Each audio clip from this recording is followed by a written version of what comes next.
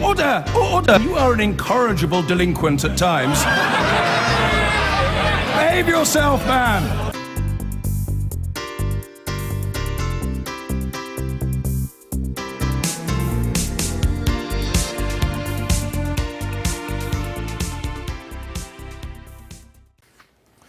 Now, scientists in Manchester have made a remarkable discovery, creating a sieve that can make seawater drinkable. The discovery involves graphene and raises the tantalizing prospect of helping millions of people around the world who don't have easy access to clean water.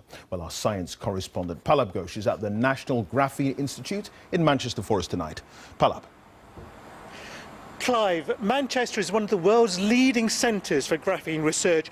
It was here that the material was first isolated in 2004, and it was here that researchers won the Nobel Prize for developing the technology in 2010. And now they've made yet another big step forward in tackling a problem that's left 663 million people without clean drinking water. It's 3 times the strength of steel and incredibly flexible. And that's not all. Graphene has been described as a miracle material. Here in Manchester, graphene oxide has been used to create a filter to take salt out of water. The aim is to convert seawater into a form that's drinkable. The potential of this technology is giving clean water to millions of people around the world, and we are sure that this technology will be available in a couple of years' time to save people around the world.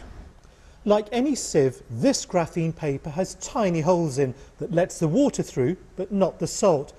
In the past, though, it's not worked properly. That's because the graphene weakens and the holes get bigger.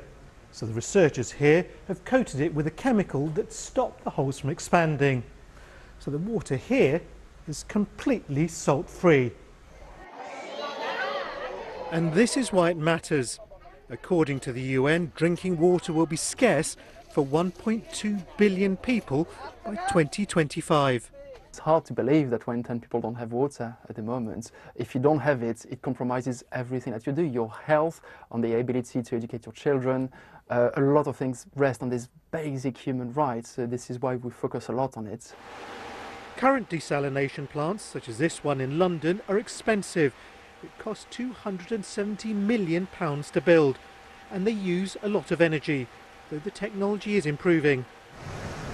The graphene-based filter could be a much cheaper and greener solution, but the big question is whether it works just as well in real situations as it does in the lab.